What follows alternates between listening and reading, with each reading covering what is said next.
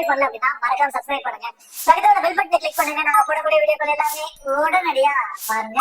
இன்னைக்கு நம்ம வீடியோல ஐபிஎலோட 13வது மேட்ச் 13வது T20 மேட்ச் ஐபிஎலோட 31 மார்ச் இரவு 7:30 இந்த மேட்ச் நடக்குதுங்க. இது வந்து டபுள் ஹெட்டர் மேட்சோட செகண்ட் மேட்ச். ஆல்ரெடி ஃபர்ஸ்ட் மேட்சுக்கான வீடியோஸ் நம்ம அப்லோட் பண்ணிட்டு நம்ம சேனல் அதுக்கு சொல்லி பார்த்தோம் அப்படின்னா சிஎஸ்கேக்கும் டெல்லி கேபிட்டல்ஸ்க்கும் குரு சிசியம்னே சொல்லலாம். குரு சிசியங்களுக்கான ஒரு மேட்ச். சென்னையில வந்து தோனி எப்படி வந்து ஒரு குருவா எல்லாருக்குமே தெரியாரோ அதே மாதிரி இந்த ஒரு கஷ்டமான ஒரு பிளேஸ், அதாவது ரிஷப் பந்துக்கு ரொம்பவே கஷ்டமான ஒரு சூழ்நிலையில் அடிபட்டு இன்ஜுரியில இருந்தப்ப முழுக்க அவர் நீங்க எங்க பாக்கலாம்னா டோனி கூட மட்டும்தான் பார்க்க முடியும். கிட்டத்தட்ட டோனி கூட மட்டுமே தான் அவர் இருந்தார். அந்த அளவுக்கு அவர் மேல ஒரு பேஷன் இருந்தது. அந்த அளவுக்கு அவரை வந்து இவர் இந்த அளவுக்கு வெளியே வரதுக்கு காரணமா பேக்ரவுண்ட்ல இருந்து ஒர்க் பண்ணதும் டோனி தான் அப்படிங்கிற மாதிரி நிறைய இடத்துல ரிஷப் பந்த் சொல்லியிருக்காரு. ஒரு குரு சிஷியங்களுக்குள்ள நடக்கக்கூடிய ஒரு மேட்சா தான் இந்த மேட்ச் வந்து இருக்க போகுது.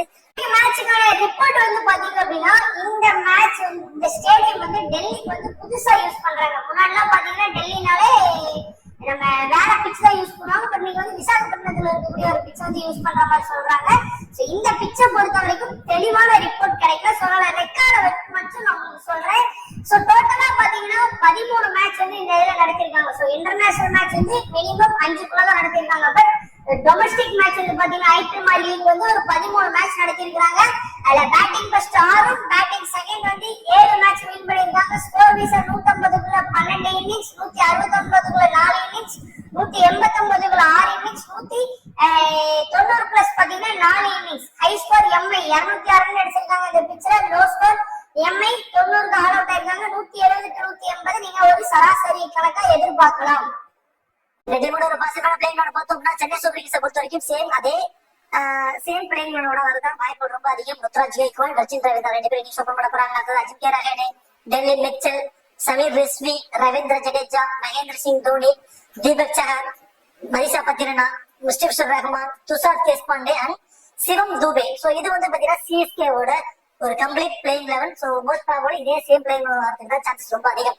டெல்லி கேபிட்டல்ஸை பொறுத்த வரைக்கும் David Warner and Mitchell Marsh 2 பேரும் இன்னிங்ஸ் ஓபன் பண்ண போறாங்க. அடுத்ததான் Rishabh Pant, Abishek Porel, Tristan Stubbs, Sumit Kumar, Axar Patel, Kuldeep Yadav, Khaleel Ahmed, Mukesh Kumar, Andrique நோர்டிஜி, Lalit Yadav. இந்த மேட்ச் வந்து பாத்தீங்கன்னா லலித் யாதவ் உள்ள வருவதற்கான பாசிபிலிட்டிஸ் ரொம்ப அதிகம். கிராண்ட் லீக்ஸ்க்கு எந்த மாதிரி ஆப்ஷன்ஸ் சூஸ் பண்ணலாம், யாருக்கு எந்த மாதிரி ஒரு ஆப்ஷன்ஸ் எல்லாம் இருக்குங்கிறத பாத்துருவோம். சோ ருத்ராஜ் கெய்க்வாட், ரச்சின் ரவீந்திரா 2 பேரும் இன்னிங்ஸ் ஓபன் பண்றாங்க. 2 பேருமே நல்ல ஃபார்ம்ல இருக்காங்க.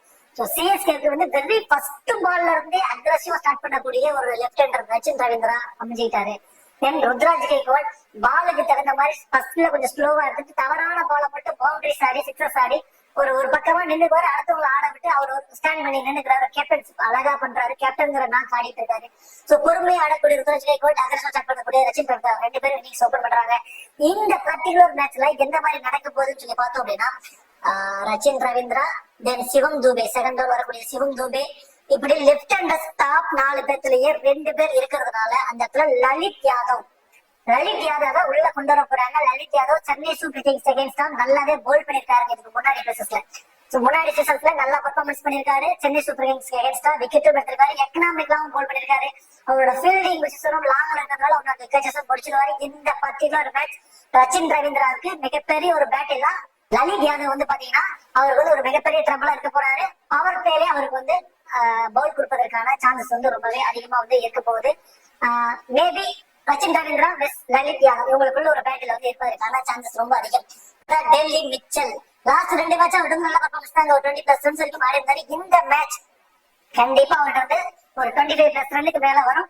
தென் பவுலிங் ஆப்ஷன்ஸ் இருக்கு. லாஸ்ட் மேட்ச் ஒரு ஓவர் கொடுத்திருந்தாங்க, ஒரு விக்கெட்டும் எடுத்திருந்தாரு.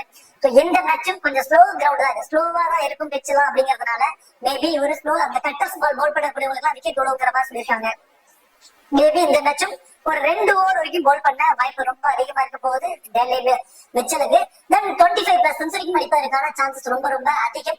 ஃபீல்டிங் பொசிஷன் தாங்க இம்பார்ட்டன்ட். சோ சிவம் தூபே வெளியே இருக்கிறதுனால டெல்லி மிச்சல் தான் அந்த லாங் ஆஃப் எல்லாமே கவர் பண்றாரு. மினிமம் 1 விக்கெட்ஸ் பிடிக்கும் வாய்ப்புகள் ரொம்ப அதிகம். சமீர் ரிஸ்வி இந்த மேட்ச் நீங்க வேணா இவர் ஒரு பிக் டிஃபரன்சியல் பிக் அட்லீஸ்ட் ஒரு டீம்ல ட்ரை பண்ணி பாருங்க.